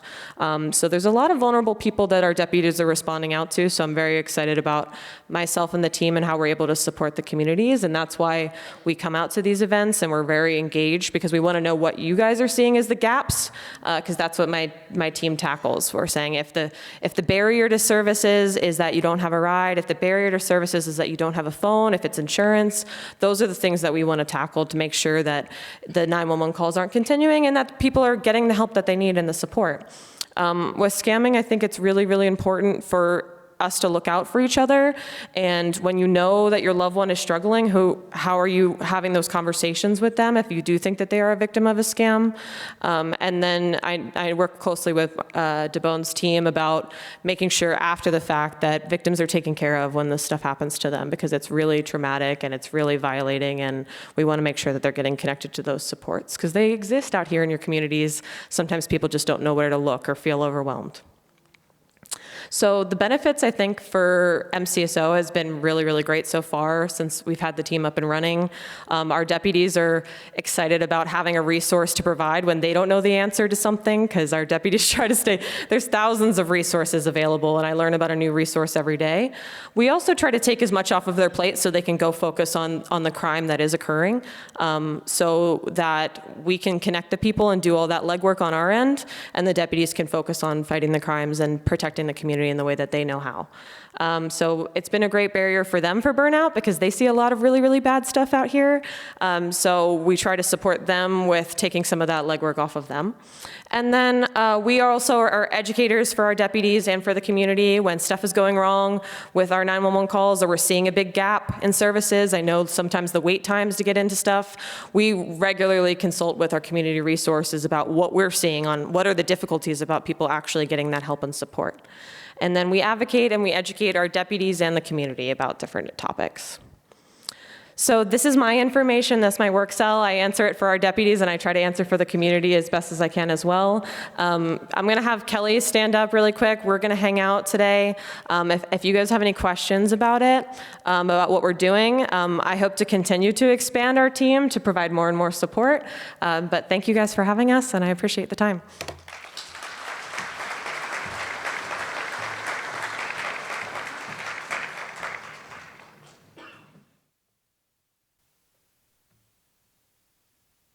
Thank you so much, and I'm really sorry for that little glitch.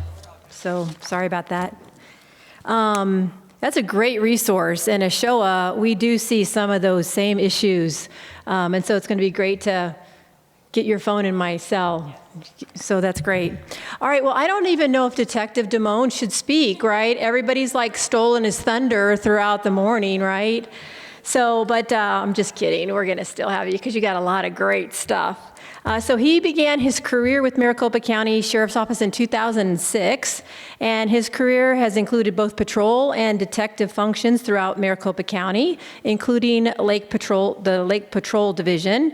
In his early career, he specialized in DUIs and then transitioned to the Intelligence Information Division in the Counterterrorism Unit, where he worked as a terrorism liaison officer for 10 years and holds an active U.S. government security clearance.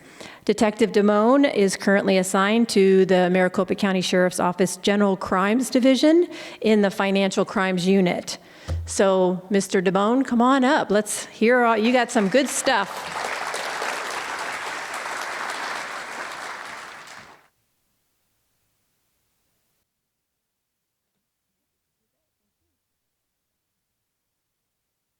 Good morning. I'll start this by saying we are all about repetition when it comes to fraud prevention. So you're going to see a lot of the same stuff, which you were already warned about. Just so everyone knows, because I know people like to take notes, all of this information is available on our website, which we will show you at the end of the presentation. Literally everything that I have that I'm showing you is available on the website. So don't worry about writing stuff down. Just listen and learn, and then you'll obviously be able to see it again later at your own convenience. I would just like to start by thanking Debbie Lesko and the Maricopa County Board of Supervisors for their support and funding. We appreciate that greatly. Thank you to Rachel Mitchell and the Maricopa County Attorney's Office. We have a great relationship with the White Collar Crimes Bureau to prosecute criminals that commit these frauds. And it's a team effort. It's not just us investigating and making an arrest. It doesn't end when we put handcuffs on people. The next step is then trial and hopefully convicting these people and putting them away so they can't continue to do this. Thank you to Captain Campa for his support. As you heard, he used to be my lieutenant before he was promoted. So as lucky as you are all to have him now, we're still mad at him for leaving us. And thank you again to Sheriff Sheridan for his support. That is something that I cannot explain when it comes down to it. Sheriff Sheridan is the first sheriff in the history of the sheriff's office, that's 154 years, to create what we call our fraud prevention educational campaign to educate you, the public, to not become victims of frauds and scams. So we're going to go over a few things. The objectives for this are, why do scams work? Okay, that's a big one that I think everybody needs to learn. Once you have that down, that's going to help you tremendously. How to identify common frauds and scams? We're going to go over that. We're going to go over prevention tips to protect yourself from frauds and scams, and also the prevention resources that we have.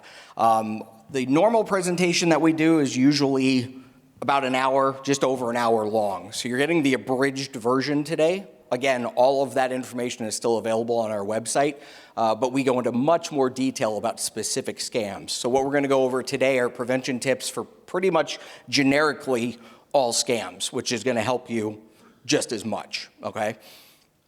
So the report, the 2024 FBI Elder Fraud Report. The report focuses on reported losses from frauds and scams for victims that are 60 years of age and older. The financial loss to seniors in 2024 nationally was $4.8 billion from approximately just under 150,000 victims. Arizona lost $191 million. We're the fourth highest state. This is only what was reported to law enforcement, and that's the important part. I know everyone kind of touched on that. It's actually, speaking with FBI, Secret Service, and all the national and local law enforcement agencies, we probably believe it's closer to $150 billion nationally. That is a heck of a lot of money, okay? And just to add, I would say over 90, maybe 95% of that is going out of the country. The bane of our existence right now are China, Russia, and India. Those are the three major countries that are targeting us for scams.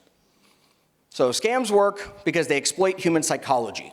Okay? They create a sense of trust, urgency, and or fear, often by impersonating trusted entities, offering seemingly too good to be true deals, or playing on emotions like greed or sympathy, which can lead people to make impulsive decisions without thoroughly verifying information. All of the underlined words here are things I want you to remember. This is exactly what they are trying to trigger in you. Some of them are very nice, they're smooth. All of you, I'm sure at one point had jobs, you had careers that you did for a very long time, and you were probably very good at it because you did it for so long. These criminals, these people that commit these scams are exactly the same. This is their career. This is what they do 70 hours a week, okay? They have an answer for everything. Okay, so if you go, oh, what about this? They'll have an answer for you that will make sense. Okay, they're very, very good at what they do, and that kind of hits on some points that were made earlier about people feel stupid or think that they were, I should have known better. These people are very good at what they do. Our victims range from some of the smartest people I've ever met. Okay, we're literally talking about doctors, lawyers, rocket scientists fall victim to this. This is not, I have judges that are victims, okay? People that you would think would know better, but because these scammers are so good at what they do, they didn't, okay? And that's the part we're trying to educate you about, okay? Criminals are opportunists. They're horrible people who do not care about what happens to you. They will purposefully harm you and simply move on to the next victim. Just remember that. You're not a person to them. They don't care. Okay? We consider these like cancer. Okay? Somewhat has to do with age, but they don't care what race you are, what gender you are, what religion you are, especially from out of the country. They view you as a rich American. That's it. And they don't care how much money you actually have. You'll be fine. That's how they view it. So they don't care anything about you personally. They don't know anything about you personally. They're targeting you just to take something from you, okay? So how to identify common frauds and scams? Our unit, we call these the Big Four, okay? Anything, and I will say anything, involving gift cards, wire transfers, cryptocurrency, or use of couriers. Anybody here invest in cryptocurrency? No hands, surprise. All right. If you do, I apologize, but what we are teaching people is don't. Okay? I'm going to tell you straight off, cryptocurrency is a scam. All right? It is up and coming. It is not going anywhere. It's only going to get bigger, and sooner or later it will be something huge in the United States. I promise you that. It will become a normal everyday thing just like your ATMs are. Okay? We haven't reached that yet, but if you don't know enough about it, it's a scam. Just stay away from it. Okay? Because I can't teach you how to be safe with it. We'd be here for days. Okay? So at this point, any communication, phone calls, emails, text messages involving any of these are a scam, plain and simple. All right? So gift cards, wire transfers, cryptocurrency, or the use of couriers. Okay? The majority of all frauds and scams involve one of the following payment methods. Again, we go over the first four. Gift cards, wire transfers, cryptocurrency, or use of a courier. They've now changed it up a little bit. They're going back to cash. That's a big one. Gold and other precious metals is another one. Okay? They have people giving up their jewelry to pay things off. Okay? So they'll get their hands on anything. That just shows. Common criminals. They don't care what it is. If it's worth something to them, that's all they care about. The use of the couriers is one we're going to get into, but I'll give you kind of a generic overview. Okay? Scams have a lot of variations. You're going to hear Captain Campa showed you a bunch of different ones. On our website, we will keep our website updated to giving you the 7 most common scams that are occurring in Maricopa County. It is constantly being updated, so if one kind of slides off and a new one's up and coming, our website will have that. Okay, we're going to be providing that kind of intel for you to just be able to go look it up. Okay? Usually all begin with a phone call, an email, or a text message, some way of getting a hold of you. That's the easiest way to do it. Okay? An unknown person, who is the criminal, all right, usually identifying themselves as a trusted person. Lately, they've been doing a lot of, oh, I'm from the fraud department of your bank, all right? But sometimes they pretend to be a member of law enforcement or a government agent, okay? Captain Campa kind of got into that too, as far as the whole, oh, I'm with the sheriff's office, or oh, I'm an FBI agent, or whatever it is that they're talking about, okay? They're seeking some type of monetary payment from the victim to the criminal or their organization. In the end, that's all it is, okay? After explaining to the victim why the money needs to be sent, which is their presentation, again, this is something that they have memorized, they're very good at it.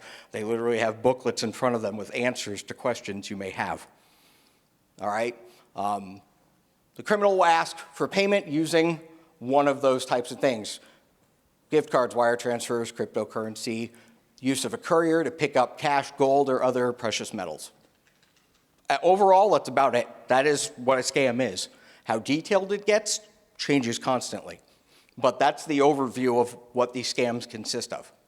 All of the scams that you can know about, the tech support scams, the grandparent scams, the romance scams, are exactly like this, just with different points to them, okay?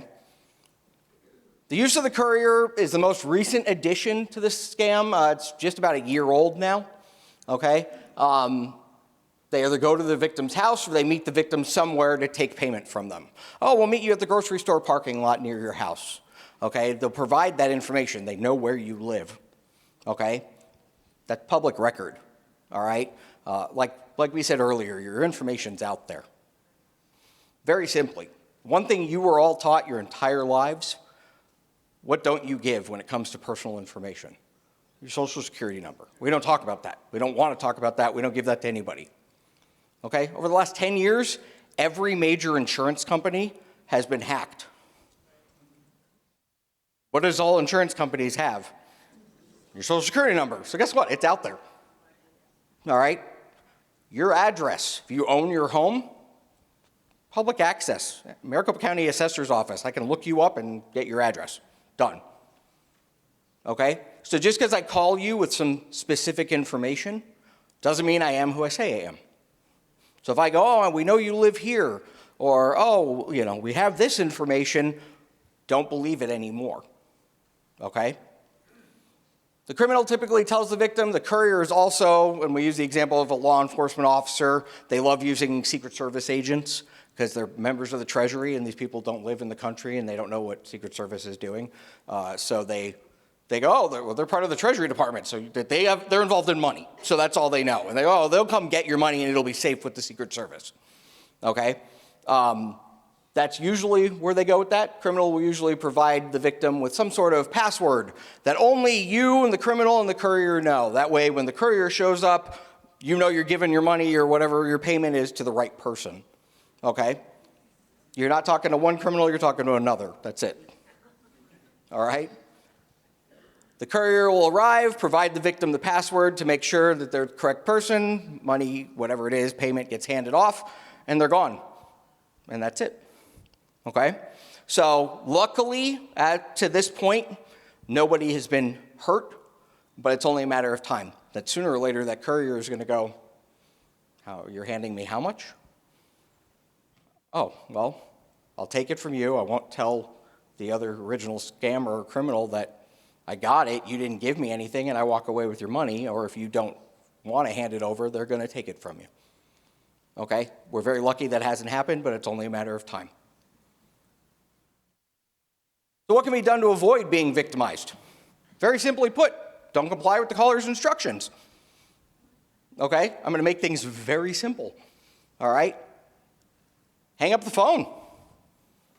And it's funny because I can do this with you guys, and you know what that means. When I'm talking to a bunch of 20-year-olds, they don't have a clue what that is. Okay. If you have caller ID, don't answer calls from phone numbers that are unknown to you. Okay? I say this all the time. I tell my mother this all the time.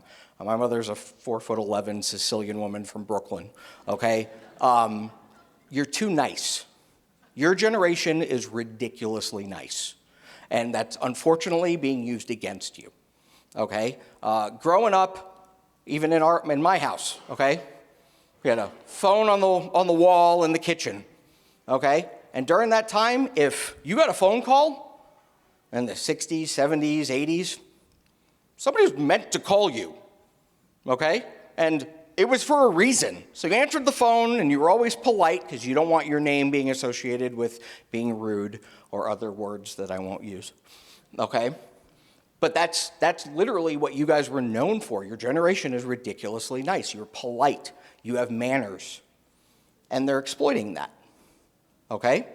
So what I'm telling you is bringing you up to date.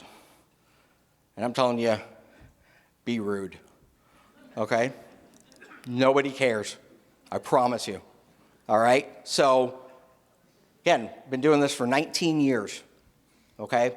My mother came this close to being a victim. She had the money out of the bank, was going to meet somebody when she finally called me. Okay? Because she didn't want to bother me at work. I didn't punch a hole in the wall, but it came close. Okay? That's the kind of thing. Bother people. Call somebody and go, yeah, just got this, it's kind of weird, want to run it by you. Okay? There's nothing wrong with that. Do that. All right? But those are the types of things that when they start happening, it's quick. Okay? That impulsivity that we talked about earlier, a couple of slides ago, that, oh my gosh, you need to do it right now. Go, go, go, go, go, go, go. That's what they're going to do to you. And they get you hung up on, you're going to get arrested if you don't. You're going to lose something huge. We're going to take away your Social Security, whatever it may be. And they get you hung up and you go, oh, I better go. And by the time you give your money away is the time you have to slow down and go, what did I just do? Okay? That's literally what happens. Every one of our victims. I do these interviews all the time. Okay? So again, keep in mind what we talked about earlier, that slide, that impulsivity, that emergency, that whatever it is, that's what they're going to hook you on, okay? How do we identify frauds and scams? Normally, I would have gone over the 7 most common frauds and scams, and we go into great detail in our longer presentation. All that information is available online, but I'm going to hit you with how to identify these. So some of these get into a little more specific than what we're talking about, but the point is still the same, okay? And this is the important points that we're going to make. Criminals usually contact victims via text message, email, messaging app, claiming to be law enforcement and government officials. That's a big one going around in Maricopa County right now. They love using Maricopa County Sheriff's Office. I work for the Maricopa County Sheriff's Office. I'm Sergeant so-and-so. I'm Lieutenant whatever. Okay, they use real names of real deputies, of real people that work for us.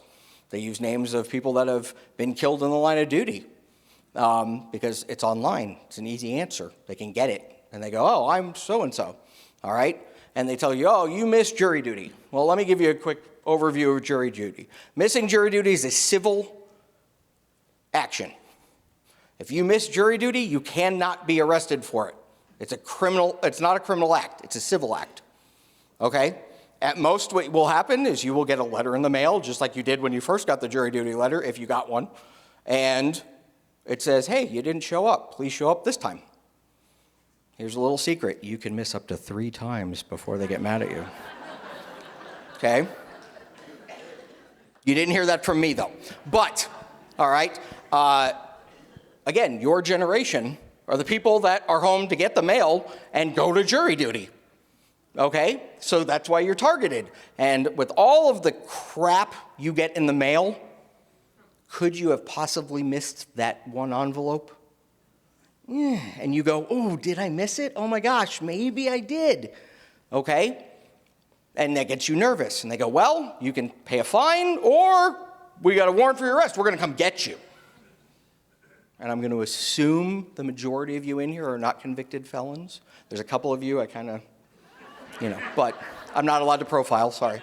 But at the same time, all right, that's the idea, okay? So that entire thing is you want to kind of keep your record, right?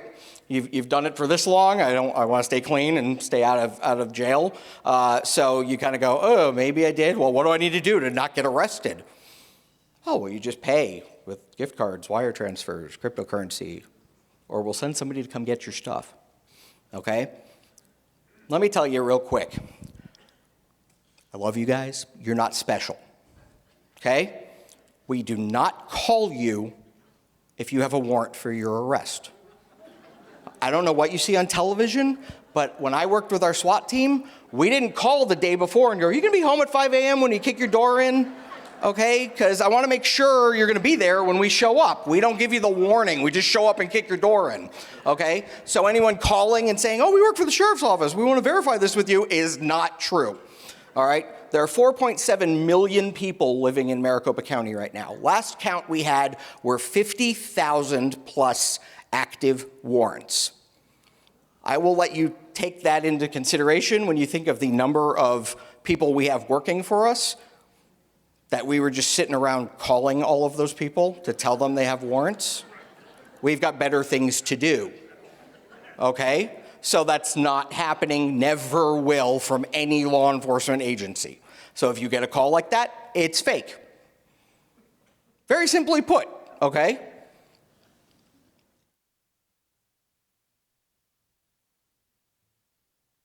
So when will law enforcement call you? Well, if you've already contacted us, okay? If you've called and you've made a report with District 3, you call and you talk to our dispatcher and you say, yes, whatever, my neighbor, his house is, looks like it's been broken into and he's out of town, whatever the excuse may be, okay? And we're gonna come out and talk to you. If you get a phone call from a deputy, we're gonna give you the information you already provided to our dispatcher. We're gonna give you the report number that they're gonna provide you. That's not public record yet, because the report hasn't been written. No one else is gonna know that, okay? That's the time where we're gonna call, and we're gonna talk to you, and you could probably believe that it's us, all right? I do that because by the time you call and you make a fraud report, and a deputy comes out from the district, and they take that report from you, and then it gets sent up the chain, and it gets assigned to me as a detective. So I get your report, and I go, oh, okay. And I'll call you, and I'll say, hey, you called on this date, you spoke with this deputy, you reported this information. I'm calling you, I'm the case agent now, or it's been assigned to me as the detective. Is that good enough? I'll be honest with you. If you don't want to believe it, don't. I will go as far as coming out and meeting you face to face, and I will have my ID and my badge. And even then, can you get this kind of stuff? Can you fake this? Sure. So how do you know? When I come out to your house, I call our dispatchers and I say, hey, I'm going to this address and I'm going to be talking to them about this report. So if you wanted to call our dispatcher and say, hey, I've got somebody here claiming to be a detective, they can verify that for you. I'm okay with that. If I call you and you go, how do I know you are who you say you are? I'll have a marked unit come to your house and show you, hey, this detective's trying to get a hold of you. Please call them back. Nothing wrong with that if you need to protect yourself that much. I don't have an issue with it, and I'm the one trying to get a hold of you. Okay? So keep that in mind, but if you need to protect yourself, we're good with that. The criminal impersonating law enforcement or government official exploits persons' sense of, again, trust, urgency, and or fear, which can lead people to make impulsive decisions without thoroughly verifying information. That's what we just talked about. That's the key to all of this. That psychology, that ability to get in your head and make you go, oh, what do I need to do? Okay? Law enforcement will not call you before arresting you. Again, you're not special. Criminals will send copies of counterfeit letterhead, credentials to victims via text and or email. They'll often use names of real law enforcement agencies. Again, it's against policy for me to send this to you on a photocopy or a text message. Okay? I'm not allowed to do that. We don't do that for a reason. So if they go, oh, I'll fax it to you, I'll email it to you. No. okay? Don't believe that. And they do this. They will scan federal IDs with their photo or a photo, because you don't even know it's them, and they'll send it to you with letterhead saying, my favorite one is the Supreme Courthouse was one of the ones that we had. I don't know what that is, but it worked, okay? So the letterhead is very different. They can make it though, and it'll look good, all right? So again, be aware. Criminals will spoof phone numbers to look as though they are from a genuine law enforcement agency or government agency, okay? They love using the 202 area code. It's Washington, D.C., all right? Especially when they're pretending to be a federal agent. They'll call you from a 202 number, all right? Let me explain to you real quick, and I have to explain this to you because, again, none of you have been on the other end of law enforcement, all right? And you don't know what happens on the back end of it, okay? Every major city has a bureau of the FBI, the Secret Service. All these federal agencies have an office in every major city, okay? The local bureau that is the ones who are going to be investigating you if you live in Arizona. The Phoenix Field Office is what they call them. They're the ones who are going to be investigating you. No one from Washington, D.C. is watching you. Nobody has a clue who you are or what they're doing, okay?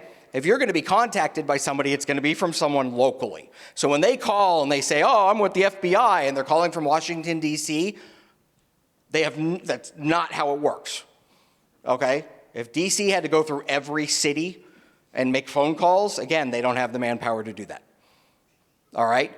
So immediately look at that and go, that's fake. Every phone number they use is fake.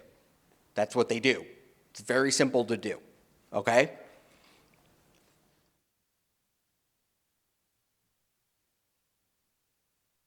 Different stories are used in the scams to include claiming the victim missed jury duty, yada, yada, yada. Like I said, Social Security Administration, we work very closely with them. We work with their special agents all the time in our financial crimes unit. They will not call you for that kind of information. Neither will the courts. Federal court or superior court, that's local and or federal in Maricopa County especially, will not call you. They're going to send you something via U.S. mail. That is how they still communicate with you. Okay, so anyone calling to say, I'm with the courts, no, they're going to mail you something. It's going to be an official document that you're going to get mailed. That's what they're going to do. Anyone who says otherwise is lying. Okay, so just keep that in mind as well. Social Security is the big one. They're mailing you stuff. Nobody's calling you. They don't have the manpower to do that. The victim is usually told to pay the fines via unusual payment methods. Again, gift cards, wire transfers, cryptocurrency, or the use of a courier. No legitimate business makes that mandatory to be paid that way.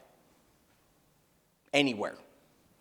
You do not have to pay with either a gift card, a wire transfer, cryptocurrency, or having someone come pick it up. Anyone who says otherwise is lying to you.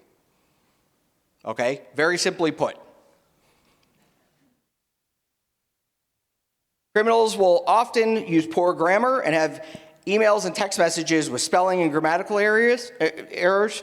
You need a minimum of a bachelor's degree to become a federal agent, and you need a minimum of an associate's degree to become a local law enforcement officer, okay?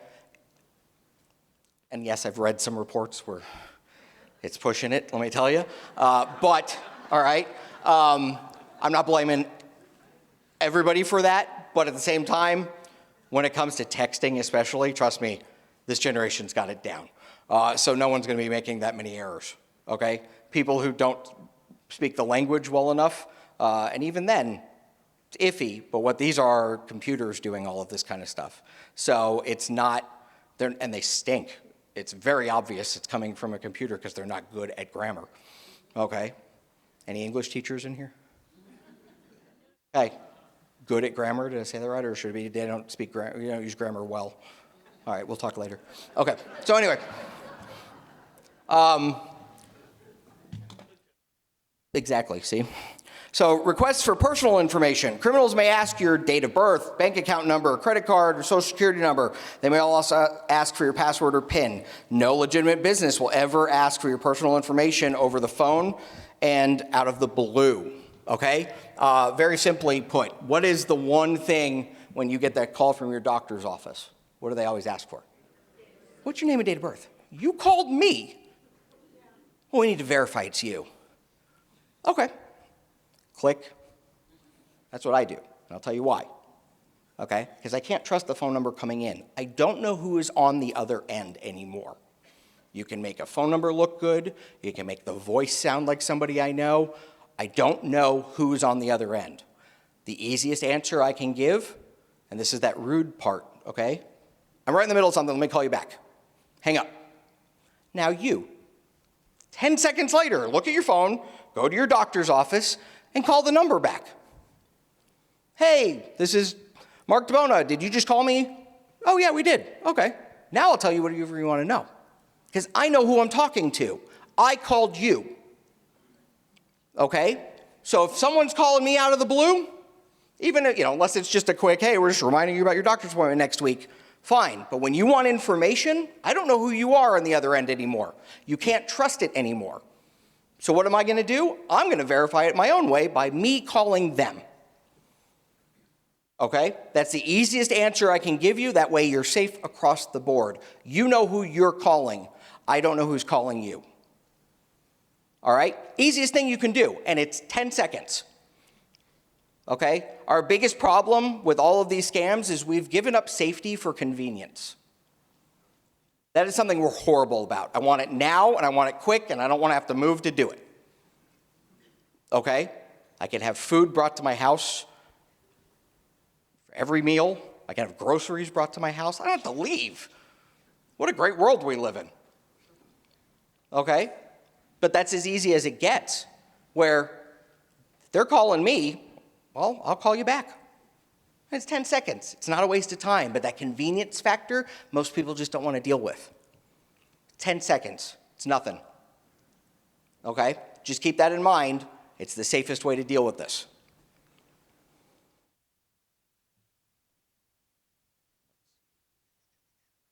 Prevention tips to protect yourself from frauds and scams. So again, we're going to hit a lot of repetition, all right?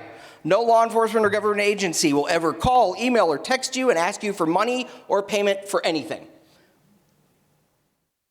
No law enforcement or government agency will ever call, email, or text you and ask you for your personal information. That goes back to the password and your user ID, okay, especially with your bank. The bank does not care what your user ID and password is. They don't need it to get into your account. They have their own way in. Guess what? They own it. Okay? So why would I need your specific information to get into your account? They can always get into your account. So anyone calling you going, well, I need your password or I need your PIN number, does not work for the bank. All right? Because the bank doesn't care. They don't need it. Think about it. When you stop and think right now, you go, oh, that makes sense. But when I tell you, I need it right now or you're going to lose all your money, and I get the story going and I get you all revved up and you go, oh, what do I do? You're willing to give it because you get scared. You get impulsive. Okay? That's what we're trying to stop. That's what we're trying to educate you about, not to let that take over. All right? No law enforcement or government agency will ever ask for or accept gift cards, wire transfers, cryptocurrency as payment, or use couriers to collect the money from you. What is the sheriff going to do to bail somebody out of jail when he's like, give me gift cards? Do you think he cares about that? No, that's not how it works. Okay? So no, they're not calling you to get actual information. That's not how it works. We don't do that, all right? No law enforcement or government agency will ever contact you to tell you that you have a warrant for your arrest. Again, what are we not? We're not special. Sorry. Okay? Never give your personal information to a person who is calling you. Valid point.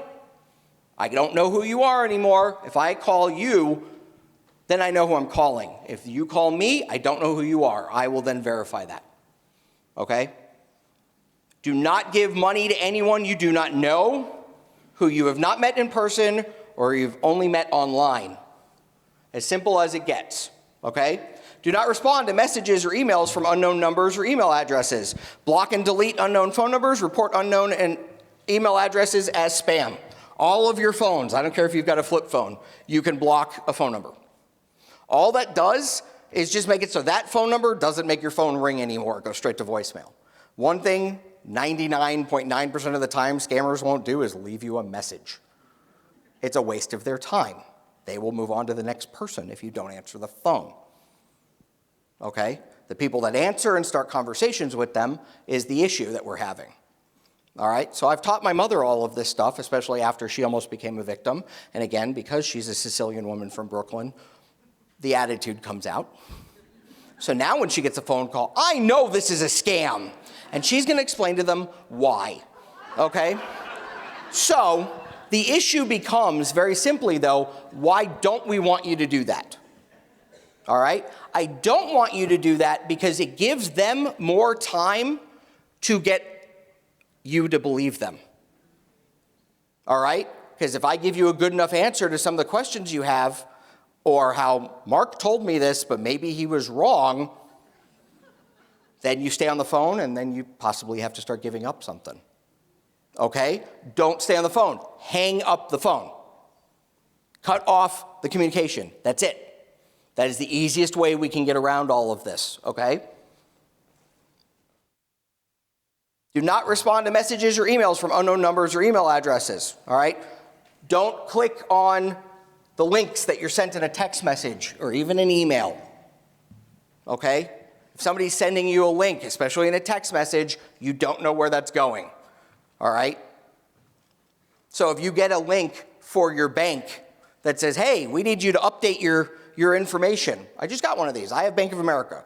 Bank of America straight up says, hey, we need you to update your information. They will never send you one that shows you a link. What they'll do is they'll say, next time you log in, please verify your information.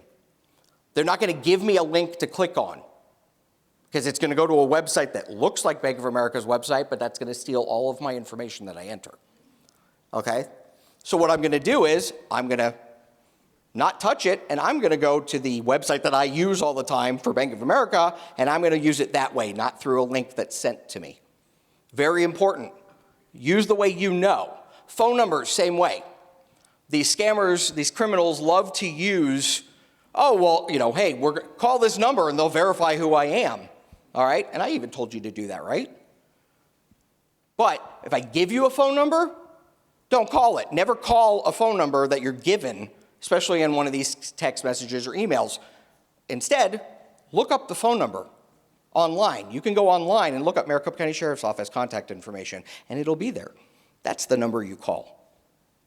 876-602-876-1000. That's our phone number. That's the number you call.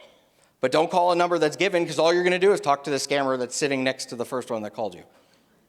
Okay? Pretending to be somebody else. All right? Again, very important to differentiate. Don't even respond to those. That's another thing, okay? Criminals will use fear tactics to get you to act quickly without giving you time to think about what it is you are doing. Slow down. One thing I want you to even think about all the time, anytime you get one of these text messages, phone calls, or emails, slow down, take a step back, take a deep breath. I want you to separate yourself from the situation psychologically, and that gives you time to reconnect the dots and go, this is something I was warned not to do. Because once you get stuck in that impulsivity, you're gone. So separate yourself from it. Also works in horror movies. Okay.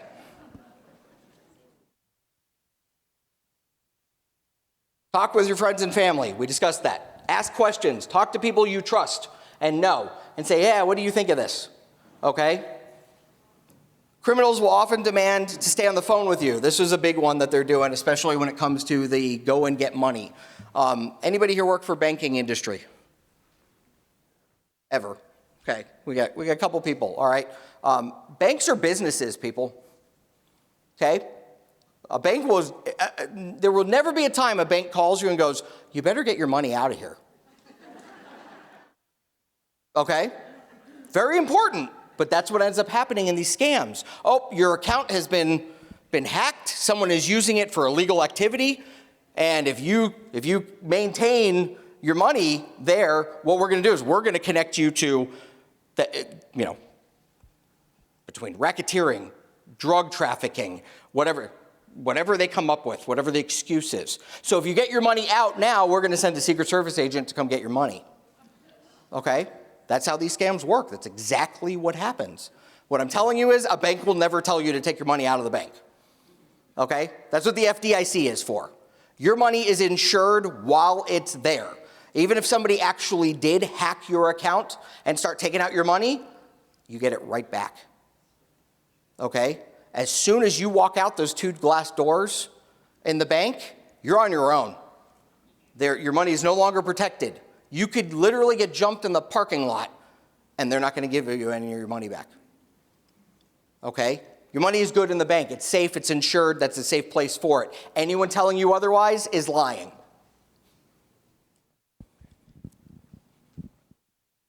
The other stories they'll tell you, okay, because banks are getting good.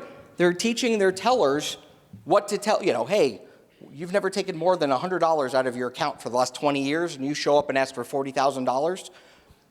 The teller's going to go, you all right? Everything okay? And these criminals will tell you, they'll give you a story. Oh, tell them that you're redoing your house. You're remodeling your house and you need the money. Okay? Don't trust anyone that tells you to lie. That's as basic as I can make it. No law enforcement officer, nobody's ever going to tell you, well, you need to lie about this. That's not how we work. Okay? So keep that in mind as well. All right, I got to blow through these because I'm out of time.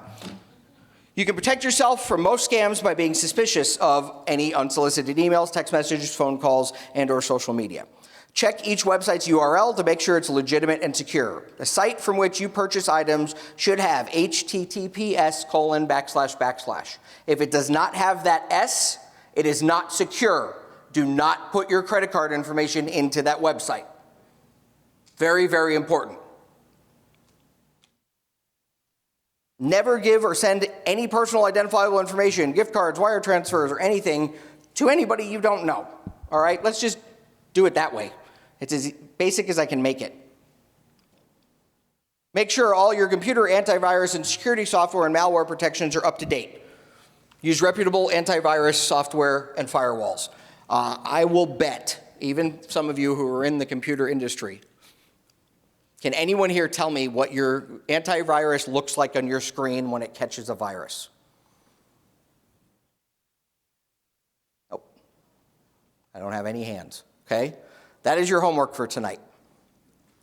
Go home, get on the internet, look at whatever antivirus software you have, and say, what do you do? What does it show when you catch a virus? Okay? Because if you don't know the alert it's going to give you when you do get that pop-up window with the flashing lights that go, oh my God, you've got a virus, and then it's like, call this number immediately, you're calling a scammer. Okay?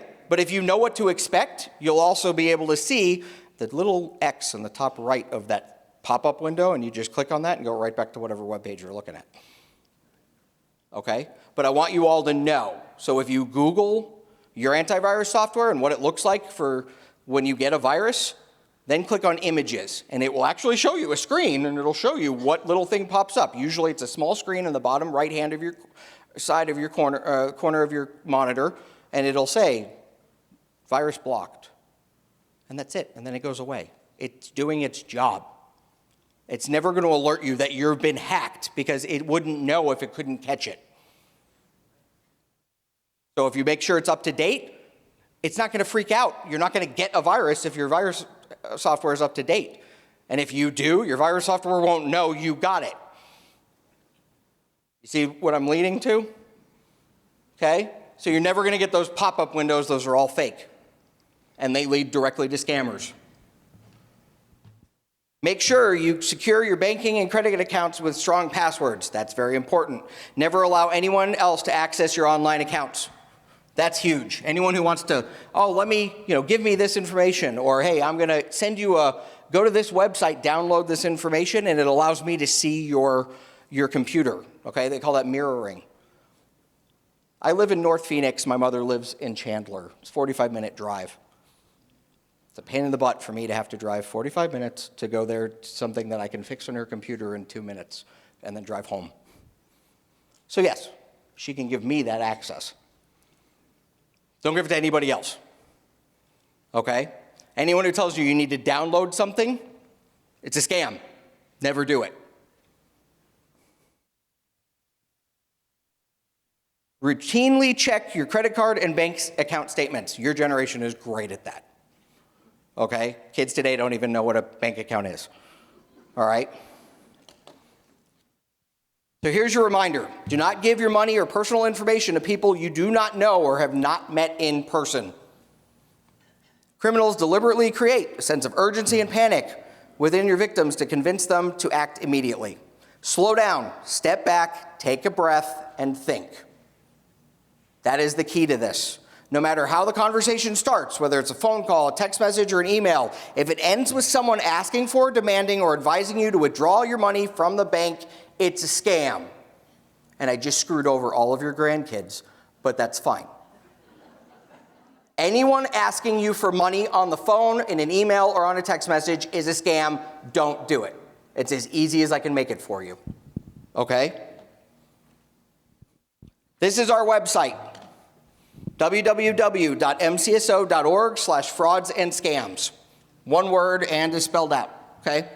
That is where you could go. You get all of this information and a heck of a lot more from everything we talked about. It will show you, again, the 7 most common scams that are occurring right now in Maricopa County. All right? The titles of them, what they consist of, what they're asking for, how it's working, all of that information is on this website. Please go and read it. Tell as many people as you can to go online and read it. The more people we can educate, the less victims we're going to have. Thank you all very much for being here. We greatly appreciate it.